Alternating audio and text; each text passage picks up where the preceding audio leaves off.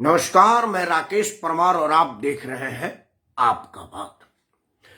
आपके बात की शुरुआत करने से पहले आज की जो सबसे दुखद सुर्खियां रही, इसको सुर्खियां नहीं कहा जा सकता, ये अत्यंत दुखद है। आपको उससे अपडेट कर देते हूं कि मैक्सिमम चैनलों पर तो सिर्फ योगी, मोदी, अखिलेश और उत्तर प्रदेश का मंत्रिमंडल से रोज रोज धारावाहिक के रूप में एक एक इस्तीफे पर ही चर्चा हो रहा है। लेकिन मेरा तो ये टैगलाइन ही है कि जो कहीं नहीं है वो यहाँ है। जो और चैनलों पर चर्चा योग्य नहीं मानी जाती है या जिसकी चर्चा नहीं करने दी जाती है, नहीं की जाती है, वही चर्चा ये आपके चैनल पर होता है। आज की बड़ा दुखद सुर्खियां रही। भारत के पश्चिम बंगाल के एक भाग में आज भीषण रेल दुर्घटना हुआ।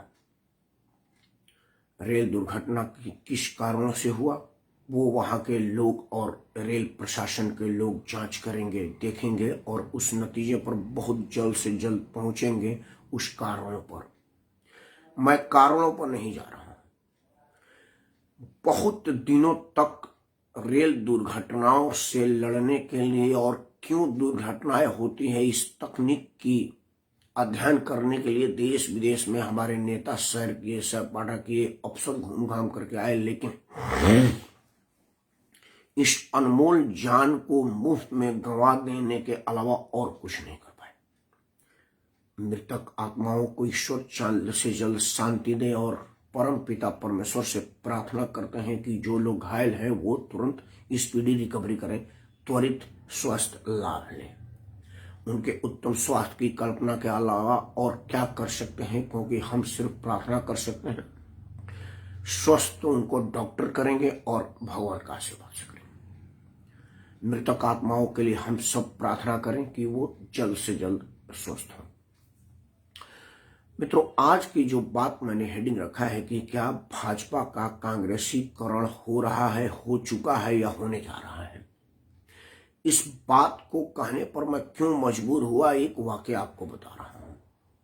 ये बात तब की है जब सुपर से ऊपर प्रधानमंत्री की हैसियत में श्रीमान राहुल गांधी जी कांग्रेस में हुआ करते थे।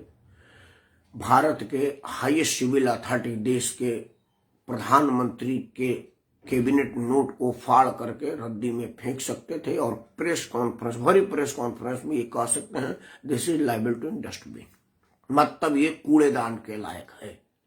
वो इस हैसियत में थे कि भारत के प्रधानमंत्री के कैबिनेट नोट को फाड़ करके कूड़ेदान में फेंक सकते थे। खैर, एक बार क्या हुआ कि हम लोग सामाजिक लोग हैं, दिल्ली में रहते हैं और हम राजनीति के हर कार्यालय में जाते हैं। ना तो हम भाजपाई हैं, ना ही कांग्रेसी हैं, ना ही सपाई हैं। हम किसी भी राजनीतिक दल से संबंध रखने वाले लोग नहीं हैं, बट सभी राजनीतिक दलों के दफ्तरों में जाने हैं सामाजिक काम की वजह से। कई बार खबरों के लिए जाते हैं, कई बार सामाजिक के लिए जाते हैं। अभी तो जैसे हमारे यहाँ उत्तर प्रदेश में चुनाव है और हमारा भैया से कि इसको टिकट मिलेगा, इस बात की ज्ञान लेने के लिए जाते हैं कि कहीं से कोई सूचना मिले कौन ले रहा है, वो वगैरह वगैरह। मैं उस दौरान कांग्रेस कार्यालय में गया तो पता चला कि आज लॉक है, ताला बंद है, अंदर कोई नहीं जाएगा। मैं बोला क्यों भाई? राहुल जी अंदर आए हुए हैं। मैं बोला राहुल जी आए हैं तो गेट बंद क्यों है? एसपीजी वाला मेटल डिटेक्टर लगाया हुआ था, वही गाड़ी में था, उससे ही लोगों को गुजार करके निकाल रहा था। वही जिन लोगों को बुलाया गया था। बोला जी वो जिन लोगों को की लिस्ट है वही जाएंगे। एक आदमी साउथ इंडिया से आया हुआ था, उसका भाषा समझ में नहीं आ रहा था कि वो क्या बोल रहा है, बट कुछ कुछ बोल रहा था। मतलब उसको अपने किसी काम से आना था। कांग्रेस का कार्यालय 24 अक्टूबर रोड पूरे भारत वर्ष का कार्यालय है, मतलब वो उत्तर प्रदेश, बिहार, राजस्थान का कार्यालय नहीं है। कोई आदमी केरल से, कोई आदमी गोवा से, कोई आदमी पश्चिम बंगाल से, कोई आदमी यूपी बिहार से अपना कर्जा लेकर के किसी तरह से पैसे की व्यवस्था करके टिकट का महामारी में टिकट लेकर के दिल्ली आया हुआ है अपने नेता से मिलने के लिए, कोई काम के लिए। किसी को मेडिकल में चिट्ठी लिखवानी है, किसी को किसी पड़ोसी ने दबंगई कहा है वो अपने नेताजी का है। मतलब जो नेताओं के, क्योंकि आजकल तो हमने सोचा है कि भाई हमारा आधार कार्ड में नंबर एडिट कराना पड़ेगा, वो नेता करेगा, क्योंकि हमने तो हर काम को नेता के जिम्मे लगा दिया है और हम डिपेंड हो गए नेता पर। और नेता भी बड़े मजे लेते हैं। साउथ की कुछ फिल्में आई है जिसमें वो दिखाया गया है कि मंत्री कुछ काम को कहता है कि भाई इस काम में नेता का क्या मतलब, तो नेता नाराज हो जाते तो फिर नेता का और क्या मतलब है, यही काम तो हमारा है। मैंने भी एक बार एक वीडियो लगाया था कि भाई माननीय प्रधानमंत्री जी राष्ट्र के नाम संबोधन में आते हैं और बताते हैं कि अब 18 से 15 साल के बच्चों का टीका लगेगा, मतलब इसमें प्रधानमंत्री का क्या काम है। तो बड़े लोगों ने नीचे कमेंट भी किया था, और वो जो कुछ कोर भाजपाई हैं जो मुझे भी करीब करीब भाजपाई मान चुके हैं, वो मेरे को फोन किया, यार राकेश भाई क्या बोल दिए यार आप भी ना। तो ये मैं बार बार इस बात को कहता हूं कि हम नेता करण क्यों कर रहे हैं, खैर वो मुद्दा अलग है। तो उसको घुसने नहीं दिया, पुलिस वाला क्या करेगा, उसकी तो ड्यूटी है, ज्यादा बोले गोली मार देगा, कहेगा कि प्रधानमंत्री या राहुल गांधी की सुरक्षा में खतरा बन रहा था, हमने मार दिया, उस पर केस भी नहीं चलेगा। वापस आ गए।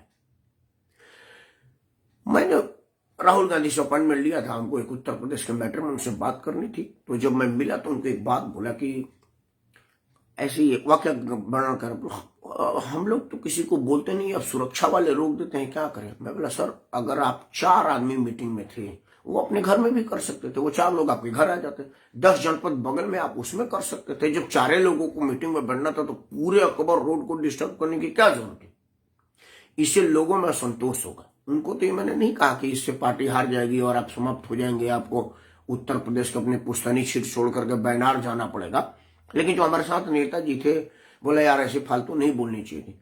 मैं बोला जानते हो भाई यही रवैया रहा ना तो लोगों को 24 अक्टूबर रोड में दरवाजा खोल के मिठाई रख के बुलाना पड़ेगा चाय पानी पर, पब्लिक आएगी नहीं, क्योंकि उसको केरल से चलेगा तो समझेगा कि यार वहां तो घुसने नहीं देते, दूसरे ऑफिस में चलते हैं तो वो भाजपा में चला जाएगा। आज वो मेरी बददुआ कहिए या उनका स्वभाव कहिए, आज लोग भाजपा ऑफिस में जा रहे हैं। अब मैंने जो बोला कि भाजपा का कांग्रेसीकरण हो रहा है या भाजपा कांग्रेस कल्चर पर जा रही है, वो बात क्यों कहने पर मजबूर हुआ, वो बात कह रहा हूं। पिछले 3 दिन से मैं भारतीय जनता पार्टी के राष्ट्रीय कार्यालय पर जा रहा हूं और तीनों दिन से ताला लगा है बाहर के लोगों के लिए। जिन लोगों का लिस्ट पर नाम है वही अंदर जा रहे हैं पूरी सुरक्षा जांच के बाद।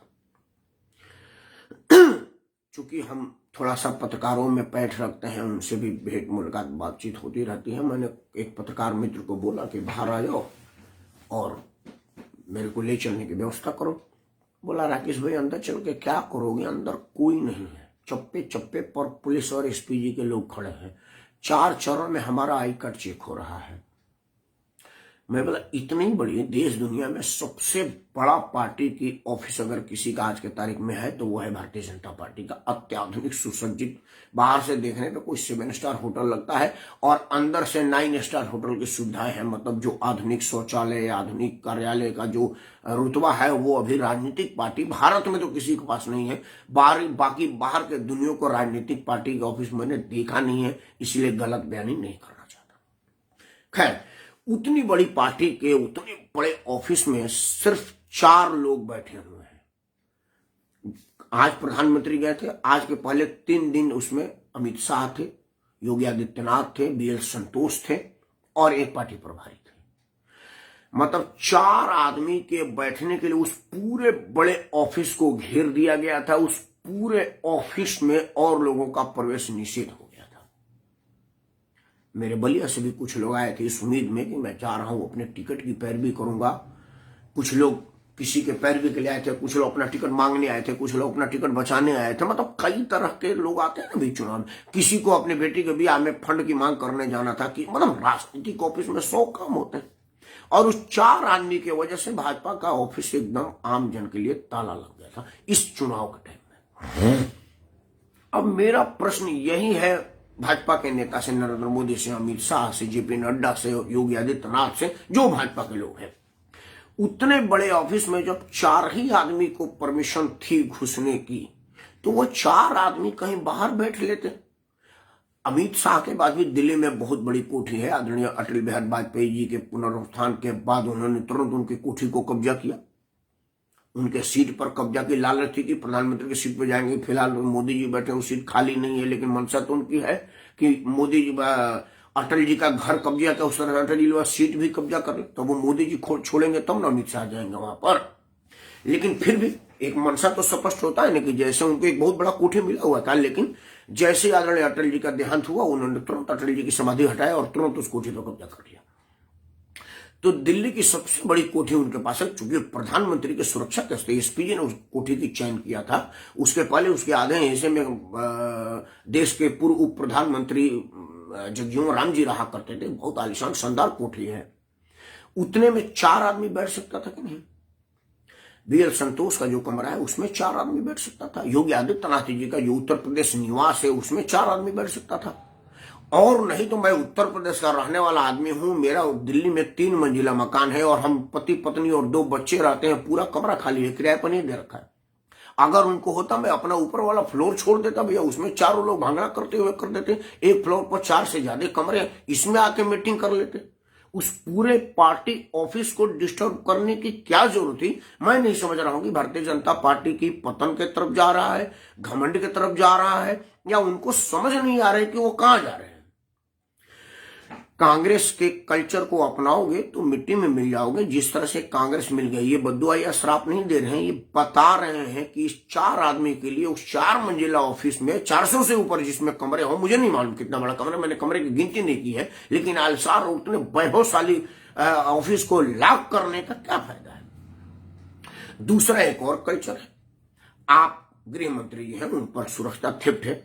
योगी जी का तो प्रधानमंत्री का स्तर का सुरक्षा थिफ्ट है, क्योंकि उन्होंने कई गुंडे मवालियों और आतंकियों और माफियाओं का धन कब्जा किया हुआ है, तो उन पर खतरा है। कोई भी उनको निपटाना चाहेगा, अपने रास्ते का रोड़ा हटाना चाहेगा, नो डाउट। और मैं चाहता हूं कि उनकी सुरक्षा सर्वोपरि है। देश दुनिया में सर्वाधिक खतरे में रहने वाले हमारे प्रधानमंत्री हैं, उनकी सुरक्षा उससे भी ज्यादा मजबूत है, ये मैं मानता हूं, मैं चाहता हूं। तो आपके पास अत्याधुनिक व्यवस्था है, आप जांच पड़ताल करके भेजते, और जिस कमरे में योगी आदित्यनाथ, अमित शाह और जो लोग बैठे उधर नहीं जाने देते, बोलते उस ब्लॉक में नहीं जाना।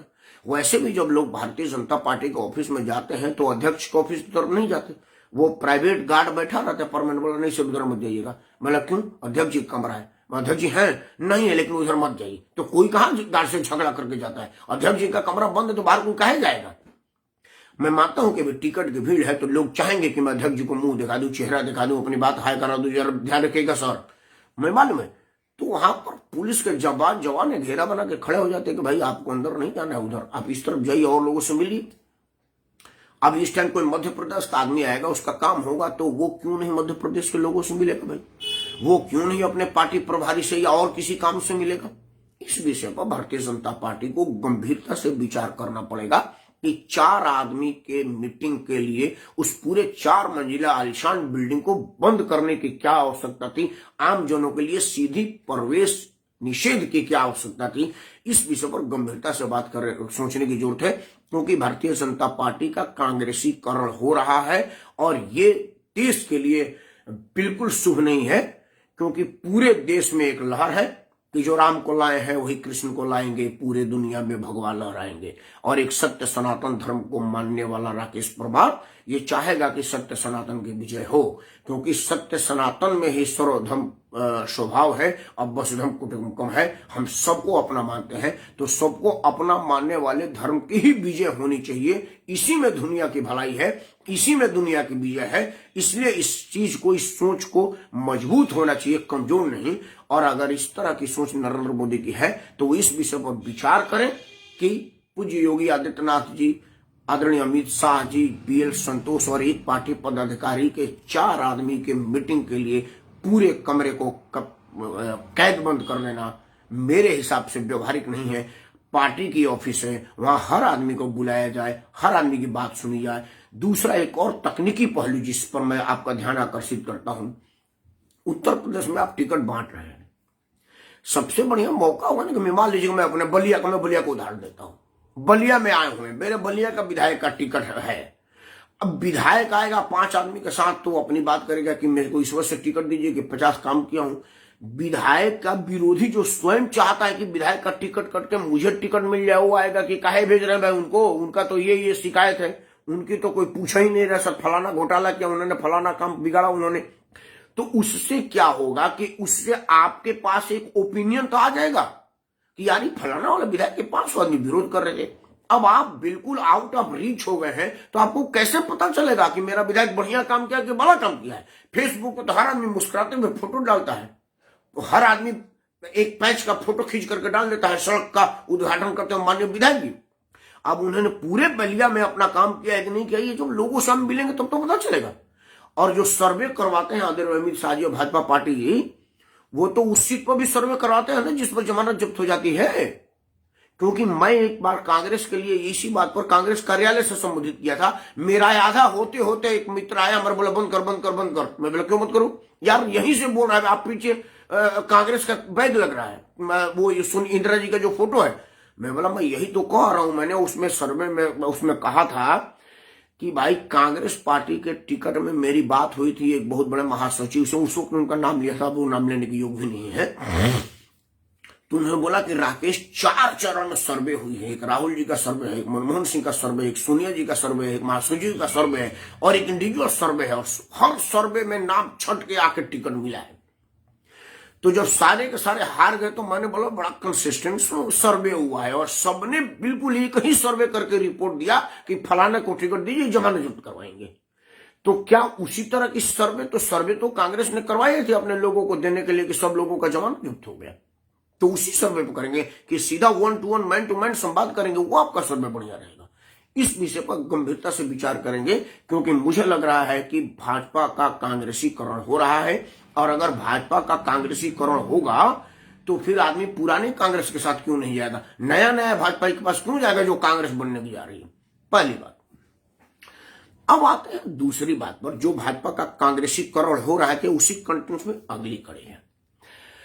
मित्रों, आप देख रहे होंगे अमित जी कांग्रेस से कम समय में कांग्रेस के आगे निकल चुकी है। हाँ, ये बिल्कुल अमित, मैं इस बात पर तुम्हारा बात करता हूं, क्योंकि कांग्रेस से कम समय में कांग्रेस आगे निकल गई, बिल्कुल ऐसा होता हुआ प्रतीत हो रहा है। और ये तुम्हारी पार्टी है और तुम अपने पार्टी में बताओ, हम तो पार्टी के बाहर के लोग हैं, कि ये उचित बात नहीं है, सही बात नहीं है। खैर, अगला बात मित्रों, ये जो आप देख रहे होंगे, ये जो रोज एक विकेट गिर रहा है, ये जो पतझड़ होता है, ये पतझड़ होना शुभ संकेत है, क्योंकि फागुन में नवीन कोमल पत्तों को आने के लिए पुराने पत्तों का झड़ जाना ये प्रकृति का नियम है, इसमें कोई बात नहीं। हम सब गांव के लोग हैं, हमने कोई शहर में ही जन्म नहीं लिया है। आप गांव में जाते होगे तो हमारा बगीचा, मेरा खुद का बगीचा है कई बीघा में, आम का है, उसमें 2-3 अमरूद है, जामुन है। उसमें हम देखते हैं ना कि वो हमारे यहाँ के जो गोड़ लोग हैं, भूजा भूजने वाले, वो लोग पत्ता उता बटोर करके अपना वो घुसार में डालते हैं, पत्ते से उनका वो भूजा उजा का काम चलता है, सालों भर के इतना पत्ता इकट्ठा हो जाता है, तभी नवीन पत्ता निकलता है। तो ये पतझड़ के पुराने पत्ते, इससे पेड़ को फायदा होगा, नुकसान नहीं होगा। जब हम केला की पुरानी फसल के घौद को काट देते तभी नवीन केला निकलता है, उससे पहले वाले से ज्यादा स्वादिष्ट होता है। गन्ना का पुराना फसल कटने के बाद उसके कोमल में से निकलता है तो नया गन्ना निकलता है, ये हम सब जानते हैं, इसमें कहीं कोई एतराज नहीं। एतराज क्या है पहले जान लीजिए।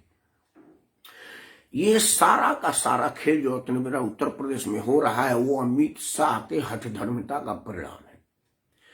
आपके पास पिछड़ों का सबसे सर्वमान्य नेता, जो देश दुनिया में सर्वाधिक लोकप्रिय जननायक है, हमारा अपना प्रधानमंत्री नरेंद्र मोदी। मैं नहीं समझता कि पिछड़े समुदाय में अब इससे बड़ा नेता कोई हो, जिसको राष्ट्र भक्ति में कोई शानी नहीं, जिसकी ईमानदारी पर कोई शानी नहीं, परिवार नाम का चीज ही उसके पास नहीं। वो अपना पत्नी तक को छोड़ दिया है कि मुझे राष्ट्र निर्माण में, राष्ट्र के नाम हम निछावर हो चुके हैं, प्यारी पत्नी जी आप अपना रास्ता देखें, मुझे राष्ट्र निर्माण में करने दीजिए। इस तरह के त्यागी महापुरुष के होते हुए मुझे किसी और की क्या जरूरत है, मैं समझ नहीं पा रहा हूं। मेरा एक हाथ है, इसमें मेरे पास पहले से रोलेक्स 10 लाख की घड़ी अगर है तो मैं दूसरा 20 रुपए की घड़ी बांध के क्या करूंगा। ये 10 लाख का है, चमकदार है, शानदार है और समय भी बता रहा है, तो मुझे किसी और की क्या जरूरत है। अखिलेश गौतम जी को नमस्कार बोलता हूं, आपने मुझे मार्गदर्शन दिया है, मेरे लिए बड़ा लाभप्रद होगा। राष्ट्रभक्त और राष्ट्रवादी आदमी है, इनका मार्गदर्शन बड़ा जरूरी है। मैं आपके लिए भी पढ़ रहा हूं। आपने लिखा है कि भाजपा का कांग्रेसीकरण 2014 से प्रारंभ हो चुका। 2014 से प्रारंभ, हाँ मैं वही आ रहा हूं, वो उसके जिम्मेवार कौन है, इस पर भी चर्चा करेंगे। आप आशीर्वाद दीजिएगा अगर आपको लगेगा कि हाँ मैं ठीक कर रहा हूं। तो जब आपके पास नरेंद्र मोदी जैसा पिछड़ा समुदाय का बड़ा नेता था, तो वो आपको बाहर के रिजेक्टेड पिछड़े समाज के नाम के नेताओं को बुलाने की क्या जरूरत है। मेरा इशारा नहीं, मैं नाम रख रहा हूं, स्वामी प्रसाद मौर्य, दारा सिंह चौहान, ये फलाना ढिमाका। आप उनके कैरेक्टर को नहीं जाने, जब आदमी किसी से दोस्ती करता है, हाय होलो होने के बाद जैसे थोड़ी सी संबंध आगे बढ़ता है तो आदमी देखता है कि यार आदमी ऐसा तो नहीं है कि चरित्रहीन आदमी है और मेरा भी वजह कहा हो रहा है आजकल उसी का उम्र है, तुम भी वही हो कहा, तो आदमी विचार करता है। ये नरेंद्र मोदी और अमित शाह को ऐसा नहीं लगा कि भाई जिस आदमी को हम अपने पार्टी में शामिल करो आदमी कौन है, ये आदमी बहुजन समाज पार्टी का प्रदेश अध्यक्ष है। संगठन में हम लोग संगठन के लोग हैं, हम संगठन को सम्मान देते हैं। प्रदेश अध्यक्ष से बड़ा कोई पद नहीं होता। मलाई कमाने के लिए सरकार में मुख्यमंत्री का पद होता है, लेकिन जब पार्टी की मीटिंग होती है तो प्रदेश अध्यक्ष ऊपर बैठता है और मुख्यमंत्री नीचे बैठता है। ऐसा मैं कई सम्मेलनों में गया हूं, कई कार्यक्रमों में गया हूं, और अध्यक्ष को अध्यक्ष जी कहा जाता है, मंत्री जी सामने बैठे होते हैं। वो पार्टी का अध्यक्ष पद छोड़ करके इस आशंका में कि अब मायावती की सरकार आने वाला नहीं है, मैं प्रदेश अध्यक्ष लेकर के क्या करूंगा, वो आकर के आपके पार्टी में शामिल हो जाता है, क्योंकि उसको 5 साल मंत्री रहना है। जब वो पूरा 5 साल तक मंत्रालय में काम करता है तो उसके पास क्या मोटो उसका है, मंत्रालय की कमाई करना, दूसरा बेटे को सेट करना, वो सेट कर दिया, लोकसभा में एमपी बना दिया, बेटे को भविष्य सेट करना, उसके लिए टिकट मांगा, चुनाव लड़ा, लेकिन देश की जनता कही कि ऐसा चलेगा नहीं भाई, बेटा बेटी पोती दमा सब आओगे, टिकट तो तुमने ले लिया दबाव बना करके, जीत नहीं पाओगे। वो जीते नहीं। अगला बार मांग किया कि भाई हार गए तो क्या हुआ, इसको राज्यसभा में ले लीजिए, मंत्री ले लीजिए, ताकि हाथ पांव लात हमारे तरफ भोजपुरी में दांते लाते खाते हमसे कमाए के बाद उस सारा चीज से आपको लूटने का मौका दिया। नरेंद्र मोदी कहा कि भाई ऐसा तो होता नहीं, जनता ने ठुकरा दिया तो हम नहीं रखेंगे, एक को रख लिए हैं। अंत तक आप दबाव बनाए, जब नहीं हुआ तो चुनाव के टाइम में बोला कि भाई अब आचार संहिता लग जाने से मंत्रालय का कोई काम अब रहेगा नहीं, मंत्री का साइन नॉन वैलिड हो गया, क्योंकि अब अगले बार जब आचार संहिता खत्म होगी, नई सरकार बनेगी, उस मंत्री का साइन चलेगा। अभी आप सिर्फ व्यवस्था के लिए रह रहे हैं, जो जिला सत्र अधिकारी करेगा, तो ऑफिस में कब्जा करने का क्या फायदा, बदल दिए। हो सकता है सिंपैथी वोट जो थोड़ी बहुत विरोध में जा रहा है उसके नाम पर हम चुनाव जीत जाएंगे, या आप अपना भाव बढ़ाने के लिए गए हैं। उस पूरे 5 साल में आपको जो आपने चिट्ठी में लिखा है, दलितों, पिछड़ों, मध्यम उद्योगों, लघु उद्योगों, नौजवानों की अनदेखी हो रही थी, वो अनदेखी आपको 5 साल तक नहीं दिखा। तो क्यों ना आपका समाज बोले कि आप इतने बड़े अकल के अंधे और आंख के अंधे दोनों हो, जो आपको 5 साल तक नहीं दिखा। अब जब सरकार का कार्यकाल खत्म हो गया, आचार संहिता लग गया, मंत्री के रूप में अब कोई काम नहीं रह गया है, तो आपको अब दिखा। मतलब मंत्रालय का काम छीने हुए 2 दिन हुआ, आपको 2 दिन में दिख गया। अगर हम आपको 2, 4, 5 साल बैठा दे तब तो आपको पूरा का पूरा दिख जाएगा, क्योंकि आप 2 दिन मंत्रालय जाने से रोका गया, क्योंकि आचार संहिता के बाद मंत्री मंत्रालय नहीं जाएगा, लाल बत्ती नहीं लगाएगा, मंत्री का गाड़ी नहीं लेगा, उसको अपनी गाड़ी में चलना है, और उत्तर प्रदेश के दिल्ली स्थित आवास पर रह नहीं सकता, क्योंकि अभी आचार संहिता लगा है। जो नेता लोग आ रहे हो इधर उधर ठहरे हैं, कोई वेस्टर्न कोर्ट में ठहर रहा है, कोई बीपी हाउस में ठहर रहा है, कोई होटल में ठहर रहा है, मतलब अब यूपी निवास और यूपी भवन भी नहीं ठहर रहे। मतलब 2 दिन आपको घर बैठना पड़ा और आपकी दिव्य दृष्टि चक्षु खुली और आपने देखा कि भाई पिछड़ों को अनदेखी हो रही है। तो फिर क्यों ना पिछड़ा समाज आपको 10-20 साल के लिए बैठा दे, ताकि पूरी की पूरी पिछड़े समाज की हित आपको दिखने लगे एकदम साफ, जिस तरह से ईगल को दिखता है बड़ी दूर तक। सरकार क्यों ना आपको आपके समाज के लोग बैठा दें। ऐसे आदमी को जब आप लाए तो उसको तो जाना ही नहीं। तो पतझड़ के पत्ते हैं, जैसे पेड़ पर हवा बहेगी टूट जाएंगे। ये कोई जड़ तो है नहीं जो जमीन से जुड़े हुए हैं, और पतझड़ हवा के झोंके में टूटता है। ये प्राकृतिक न्याय है, नेचर है। आपको नेचर समझ में नहीं, अमित शाह आपके ज्ञान पर है। वही बात दारा सिंह चौहान के लिए था। दारा सिंह चौहान को मायावती ने अपने पार्टी का मुख्य सचेतक बनाया था लोकसभा में। ये बड़ा रिस्पेक्टेड पोस्ट होता है किसी पार्टी का। उस सचेतक पद को वो छोड़ करके आपके पास आ गया, तो आपको छोड़ करके नहीं चला गया, ऐसा कैसे हो सकता है। मित्रों, बात लंबी करने से पहले 2 छोटी छोटी बातें आपको बताता हूं, एक बड़ा इंपॉर्टेंट आपके लिए है। एक कहावत है कि एक लड़की ने एक लड़के से पूछा कि तुम मेरे को कितना प्रेम करते हो। यशवंत भाई ने लिखा है कि जातिगत समीकरण की मैं आ रहा हूं जातिगत समीकरण आपके कहने से, बट एक जरूरी बात, आज जातिगत तो बात मेरी बात नहीं, तो मैं जातिगत में भी आऊंगा। एक लड़की ने लड़के से पूछा कि तुम मेरे को कितना प्यार करते हो। बोला मेरी जान बहुत प्यार करते हैं, बता नहीं सकते। तुम मेरे लिए क्या क्या कर सकते हो। बोला चांद तारा तोड़ के लेंगे, फलाना ढिमाका करेंगे। उसने बोला कि तुम्हें अपने माँ का कलेजा चाहिए मेरे को। बोला अभी दे देते हैं, उसमें क्या दिक्कत है। वो अपने माँ के पास गया और बोला माँ मुझे तुम्हारा कलेजा चाहिए। बोला क्या बात करोगे बेटा। बोला मेरी लड़की ने परीक्षा लिया है कि हम कितना प्रेम करते हैं, तुम्हारा कलेजा मांगिए। मां ने खट अपना कलेजा निकाला और अपने बेटे का हाथ में दे दिया। लड़का हड़बड़ा के गिरा तो उस कलेजे से आवाज, बेटा चोट तो नहीं लगा? लड़का लड़खड़ाता हुआ प्रेम में पागल था, वो लड़की के पास कलेजा लेकर के गया, बोला लो। लड़की ने कलेजा लिया और रोने लगी। तो लड़के को बड़ी खुशी हुई कि लड़की अब आसक्त हो गई और बोली, अरे बेवकूफ, बोला रो क्यों रही हो? बोला जो आदमी जन्म देने वाली माँ का नहीं हुआ वो 4 दिन की चांदनी में इस लड़की के सामने होगा। कल मेरे चेहरे से मेकअप उतरेगा तो तुम मेरा कलेजा से गर्दन काट के लेके चला जाएगा। तुझ पर कैसे भरोसा करो बेहुदा बेवकूफ। ये कहावत लगता है कि अमीर साहब बचपन में नहीं पढ़े हैं। जो आदमी प्रदेश अध्यक्ष का पद छोड़ करके आपके पास आ सकता है, आपके पास ये कहां जाएगा? अगर आप वो कहानी पढ़ लिए होते अमित शाह तो आपको पता होता ये सोशल इंजीनियरिंग की फार्मूला। आप अपने पर भरोसा नहीं कर रहे हैं, पिछड़ा इंपोर्टेंट कर रहे हैं, आपको अपने नरेंद्र मोदी पर भरोसा नहीं है।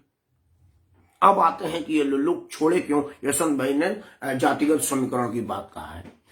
असल में क्या है कि इन जात वाले लोगों की तो मेन दुकान जातीय भावनाओं भड़का करके, जातीय आधार पर विद्वेष फैला करके अपना उल्लू सीधा करना है।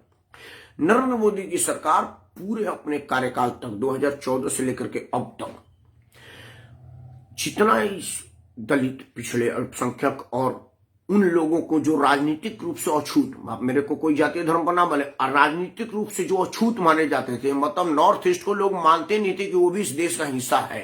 वो पॉलिटिकल अछूत है क्योंकि वहां से एक MP आता था, दिल्ली के गद्दी को उससे कोई फर्क नहीं पड़ता था। वो लोकसभा में पक्ष में बहुमत, विपक्ष में तो उसको पता ही नहीं होता था। एक लड़की वहां 26-27 साल तक एक आंदोलन के लिए बैठी की बैठी रह गई, उसको किसी ने नोटिस ही नहीं किया। 27 साल तक बैठ करके बेटी उठकर चली गई। वो दिल्ली में 4 घंटा कोई बैठ जाता है, अगर उत्तर प्रदेश, बिहार, राजस्थान, मध्य प्रदेश का तो लोग आ जाते हैं। ये किसानों ने साबित किया है कि बहुमत के आगे सरकारें झुकती हैं। वो नॉर्थ ईस्ट तक को मोदी ने काम से भर दिया है। आज नॉर्थ ईस्ट में यूपी, बिहार के समानांतर काम हो रहा है। तो इन लोगों को लगा कि यार नरेंद्र मोदी ने अपने काम से इतना पैठ बना लिया है कि अब पिछड़े जाति में नरेंद्र मोदी खुद पिछड़े समाज के हैं। स्वामी प्रसाद मौर्य के पहले केशव प्रसाद मौर्य उत्तर प्रदेश से पिछड़ों से आते हैं, तो भाई इनके अपने इतने पिछड़े हैं तो हमारा तो कुछ गलेगा नहीं। और दूसरा और सबसे इंपॉर्टेंट जो बात इन लोगों को लगा, वो जो कह रहे हैं ना कि 5 साल तक हमारा शोषण हुआ, सही में शोषण हुआ। उनका शोषण है, उनके समाज का शोषण नहीं हुआ। क्योंकि मायावती के टाइम में, अखिलेश के टाइम में ये लोगों ने अनाप शराब लूट और कमाई किया हुआ है। वो लूट की छूट योगी जी ने दिया नहीं। ओम प्रकाश राजभर इसीलिए साले भर में भटक के भाग गया कि भाई मैं मंत्री काहे लिए बना हूं, जब कमाई नहीं करूंगा तो। उसके सिक्योरिटी वाला स्टिंग ऑपरेशन आप सबने देखा। तो वो जो शोषण वाली बात कर रहे हैं वो एकदम सत्य है। उनका शोषण हुआ है क्योंकि वो जिस उम्मीद से गए थे कि मैं करोड़ अरबों रुपया, खरबों रुपया कमाऊंगा, मंत्री बन गया हूं, तो योगी आदित्यनाथ जी ने वो करने नहीं दिया। और उनको ये बात का डर था कि अगर ओवर रूट करके करूंगा तो बुलडोजर का ड्राइवर का मुंह मेरे तरफ भी हो सकता है। जब अतीक अहमद को बुलडोज करने में योगी जी को टाइम नहीं लगा, जब अंसारी बंधुओं को बुलडोजर करने में टाइम नहीं लगा, तो तुम किस चीज की मूल्य हो।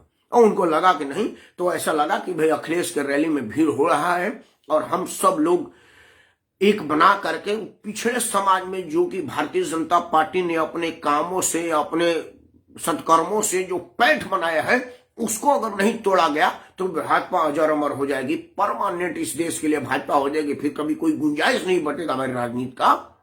तो जातीय आधार पर राजनीति करने वाले लोग अपने भविष्य की सर्वाइवल के लिए एक हो रहे हैं, एक प्लेटफॉर्म पर हो रहे हैं। लेकिन फिर भी आएगा तो योगी, आप बने रहिए। क्या फर्क पड़ता है बनने से? क्योंकि देश की जनता, जब दिल्ली में अरविंद केजरीवाल आया था तो उसका बूथ पर एक भी आदमी नहीं था। हर बूथ पर भाजपा और कांग्रेस के लोग थे। और हम सब लोग भी यही कहते थे कि बूथ मैनेजमेंट के मामले में भाजपा कांग्रेस के मुकाबले नहीं है, काहे लिए आया है, आंदोलन से उठ करके 4 सीट पाएगा, चला जाएगा।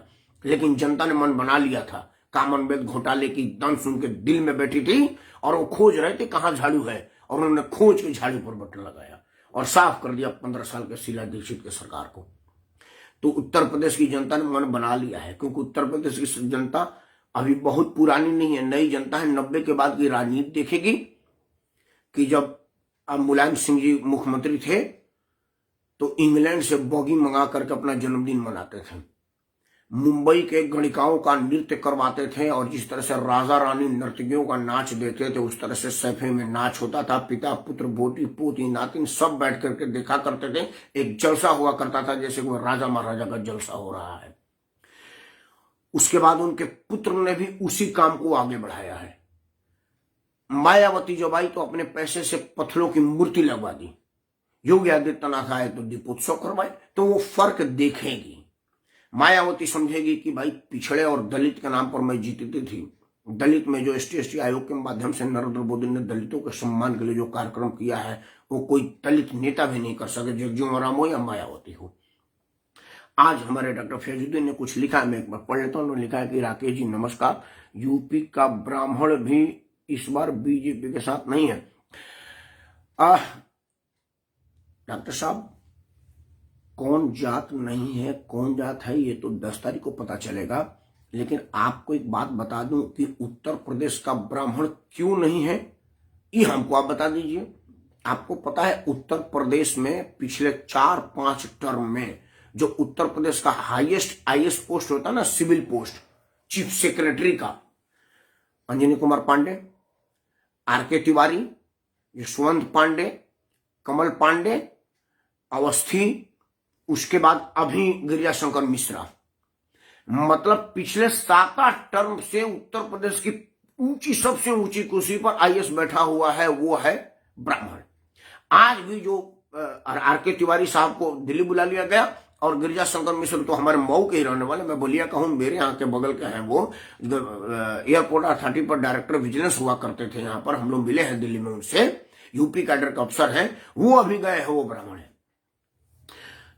लॉ एंड ऑर्डर, आपका मतलब वो जो कानपुर का गुंडा है, कानपुर का वो जो आतंकी दुबे है उसका इनकाउंटर कर रहे हैं। तो आपको डॉक्टर फैजुद्दीन साहब एक बात जानना चाहिए कि जो आतंकी दुबे था उसने आज तक ना तो किसी छत्री को गोली मारा, ना किसी यादव को, ना मुसलमान को, ना मुसहर को, ना कोयरी को, ना कुर्मी को। उसने आज तक जितने लोगों को सताया है, मर्डर किया है, तड़पाया है, वो सब के सब ब्राह्मण थे।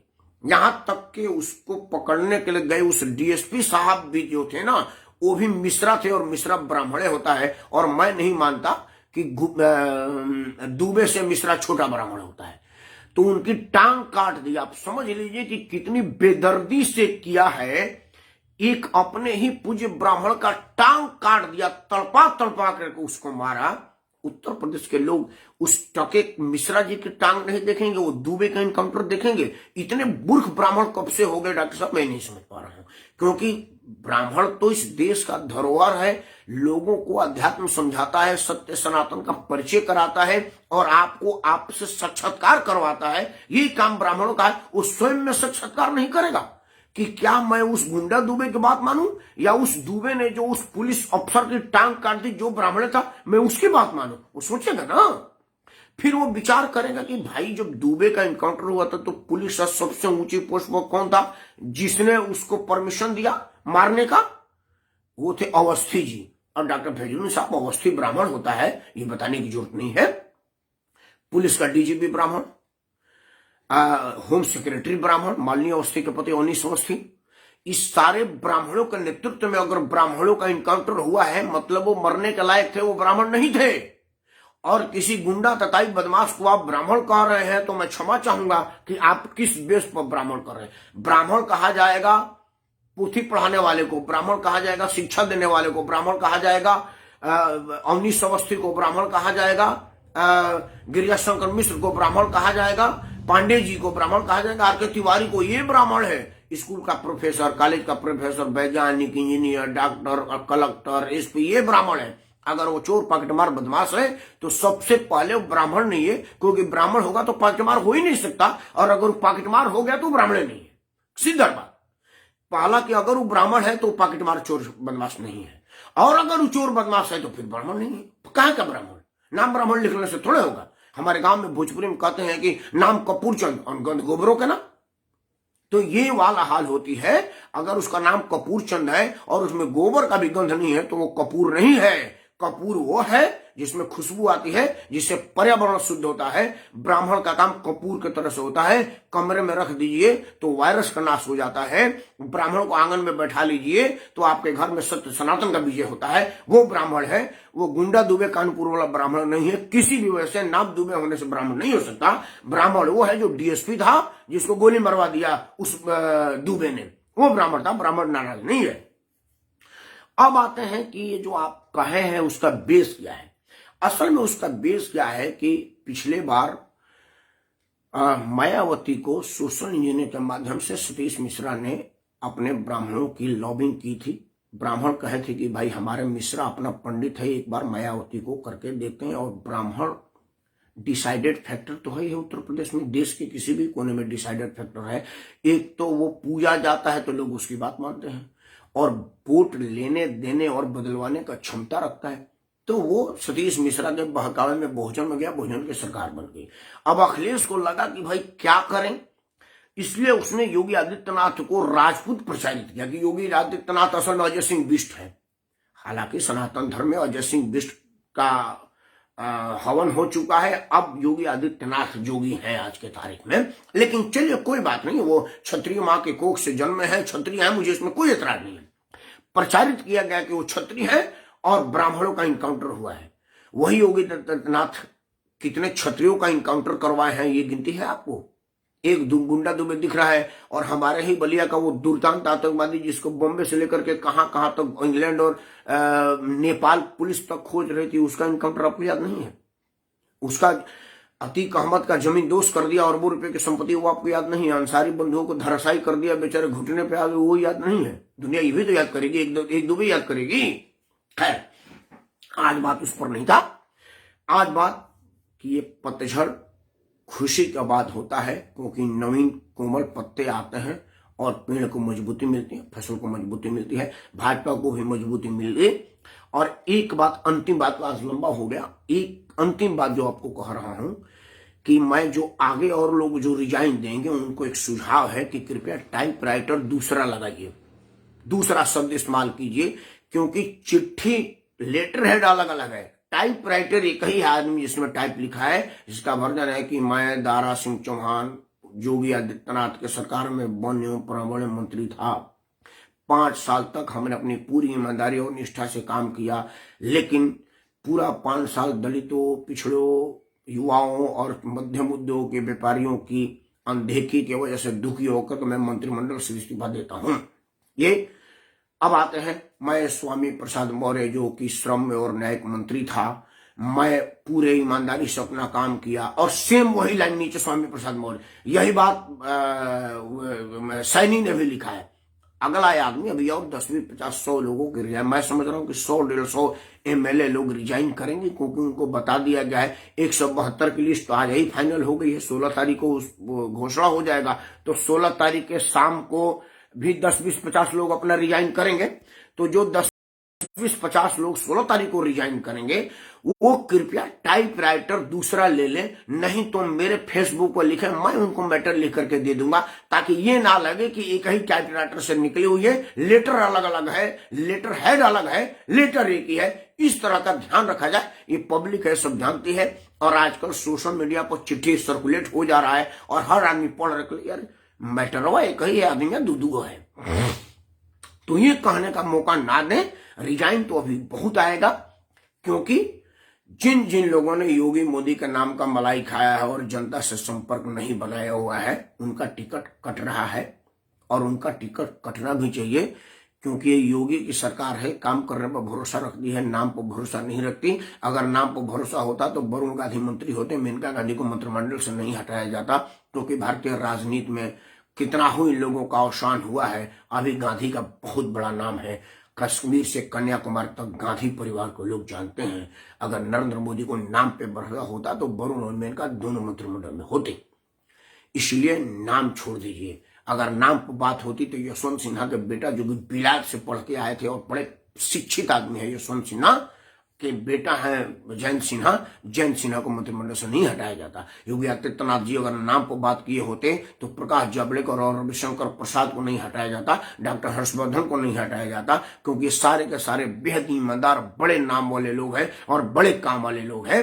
लेकिन योगी आदित्यनाथ की सरकार ने कहा कि आपका नाम बहुत बड़ा है, बहुत अच्छी बात है, लेकिन आलस्य नहीं होनी चाहिए। डॉक्टर हर्षवर्धन को कोरोना में स्वास्थ्य सेवा में जिस चपलता और जिस तत्परता की कल्पना किया था योगी आदित्यनाथ नरेंद्र मोदी ने, वो उस स्पीड से काम नहीं किया। उनकी ईमानदारी पर रत्ते भर भी संदेह नहीं था, उस पर किसी बात का घोटाले का कोई इल्जाम नहीं था डॉक्टर हर्षवर्धन के लिए। सिर्फ उनकी एक माइनस पॉइंट लगी कि हमारे देशवासियों के लिए मेडिकल सुविधाएं जो कि 15 मिनट में पहुंचनी थी वो 14 मिनट में क्यों पहुंची, 12 मिनट में क्यों नहीं पहुंची। सिर्फ इस बात पर अपने कैबिनेट मंत्री का बलि ले लेने वाला आदमी नाम पर होता तो हर्षवर्धन की बलि नहीं लेता, क्योंकि दिल्ली में अगर कोई आज के तारीख में भारतीय जनता पार्टी का सबसे बड़ा चेहरा है तो हर्षवर्धन है। हर्षवर्धन के नाम पर पिछला बार 32-37 सीटें मिल गई थी, 3 सीटें कम रह गई थी, उस हर्षवर्धन की बलि ले लिया। अगर नाम पे होता तो रविशंकर प्रसाद जैसा बड़ा आदमी, लेकिन रविशंकर प्रसाद ट्विटर के युद्ध में ट्विटर खेल रहे थे। ट्विटर जैसा एक मामूली आदमी सरकार को चैलेंज कर रहा था, मोदी जी को बुरा लगा। मोदी ने कहा कि साला एक छोटी सी कंपनी जिसको कंपनी एक्ट में रजिस्टर्ड के अंतर्गत हाथ बांध के उसको हमारे मंत्री के सामने नहीं, उनके चपरासी के सामने खड़ा होना चाहिए, वो सीधे मंत्री को ट्वीट कर रहा है और मंत्री किसी के साथ खेल कर रहा है। इस बात को गंभीरता से नहीं संभालने वाले और अपने पद की प्रतिष्ठा को बढ़िया से न जानने वाले रविशंकर प्रसाद की बलि ले लिया। उन्होंने बोला नाम बहुत बड़ा है, कोई बात नहीं है, आपके नाम का क्या मतलब, जो छोटी ट्विटर कंपनी आपको ट्वीट का जवाब नहीं दे दी, आपको नहीं रहना है, हटा दिया। एक बात को ध्यान रखिएगा कि मोदी की सरकार है और योगी जी की सरकार है, योगी मोदी के नेतृत्व में चल रही है। वीडियो बंद करने से पहले स्वामी प्रसाद मौर्य, दारा सिंह चौहान और तमाम लोगों को एक बात बता देता हूं। भारतीय जनता पार्टी के कल्चर, आदरणीय प्रेमनंदन दीदी जी को मैं सादर प्रणाम करते हुए उनकी आदेश को पढ़ता हूं, क्योंकि वो मेरे लिए मार्गदर्शन है, उनका मेरे लिए आशीर्वाद है। मैं वो पढ़ता हूं। आपने लिखा है कि मुलायम सिंह के मुख्यमंत्री काल में उत्तर प्रदेश पास नेताओं को लिखना नहीं आता था, इसीलिए कॉपी पेस्ट करके, बिल्कुल आपने ठीक कहा है। उससे भी बढ़िया बात होगा आदरणीय प्रेमनंदन द्विवेदी जी की असल में वो टाइपराइटर वहीं बैठा हुआ है अखिलेश के यहाँ। अखिलेश टाइप करके व्हाट्सअप करते हैं, ये लोग प्रिंट निकाल देते हैं और प्रिंट निकाल करके दे देते हैं और तुरंत अखिलेश ट्विटर पर फोटो डाल देते हैं पुराना फाइल से निकाल करके, फलाना आदमी से मिलते हुए। सच्चाई ये है। बात कह रहा था कि स्वामी प्रसाद मौर्य भारतीय जनता पार्टी में शामिल होने का एक बार टैग लग गया है, क्योंकि वो मर्ज हुए थे भाजपा में। वही बात दारा सिंह चौहान का था, उन्होंने बाहर से समर्थन नहीं था, वो भाजपा के सदस्य हो चुके थे। एक बात जान लीजिए कि देश दुनिया में सर्वाधिक लोकप्रिय अगर कोई नेता मोदी जी से पहले था, भाजपा का फायर ब्रांड नेता, उनका नाम था आदरणीय कल्याण सिंह जी। आदरणीय कल्याण सिंह जी एकला नाम था जिसे हिंदू हृदय सम्राट कहा जाता था, जिन पर हिंदू गर्व करता था।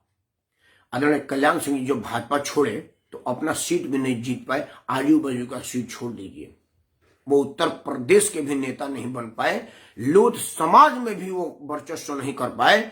अंत में उनको भाजपा के शरण में ही आना पड़ा। बलराम बधोक से लेकर के और आदरणीय कल्याण सिंह, ये जो 2 नाम है, बीच में और भी नाम है, कईयों का नाम क्या कहूं, आप सब जान लीजिएगा। ये सब के सब लोग बहुत बड़ा नाम हुआ करते थे, लेकिन जैसे वो टहनी से अलग हुए, सूख गए। पेड़ में सटे रहते थे तो बड़ी पेड़ थे, हरियाली थी उनमें, पेड़ से अलग होते टहनी की तरह सूख गए। उसके बाद जलावन के काम आए, किसी और काम नहीं आए। मौर्य को एक बात सोचना पड़ेगा कि तुम्हारे पास एक बार भाजपा का टैग लग गया है, जो भाजपा के लोग, जो देश का जनता कल्याण सिंह की नहीं हुई, अडवाणी जी की नहीं हुई, क्योंकि उसे भाजपा का मोहर पसंद है, कमल का फूल, उसके दिल में फूल है। कल्याण सिंह नहीं है, मोदी नहीं है, योगी नहीं है, उसके दिल में फूल है। वो फूल देखता है कि कमल का कहाँ है, वो कमल खिलाता है। वो मोदी को नहीं खिलाता, योगी को नहीं खिलाता, कल्याण सिंह को नहीं खिलाता। इसलिए इस बात का ध्यान रखिएगा कि आपने कमल का फूल का साथ छोड़ा है, आपकी स्थिति पेड़ से टूटी टहनी की ना हो जाए। हालांकि मेरी शुभकामनाएं आपके साथ है, हम सामाजिक लोग हैं, किसी को बद्दुआ क्यों दें। आपसे अंतिम बात बंद करने से पहले प्रार्थना करते हैं। 2 बातें आज महत्वपूर्ण रही कि भाजपा का कांग्रेसीकरण कांग्रेस के लिए बढ़िया हो सकता है क्योंकि भाजपा उस रास्ते पर जा रही है, लेकिन भाजपा के लिए उचित नहीं होता। दूसरी और महत्वपूर्ण बात थी कि अगर 4 आदमी को ही मीटिंग करना था तो पूरे ऑफिस में ताला लगाने से क्या फायदा। वो एक किसी घर में भी हो सकता था, ऑफिस तो खुला रहता। और तीसरा कि पतझड़ का मौसम में पतझड़ होता है, ये घबराने की बात नहीं है।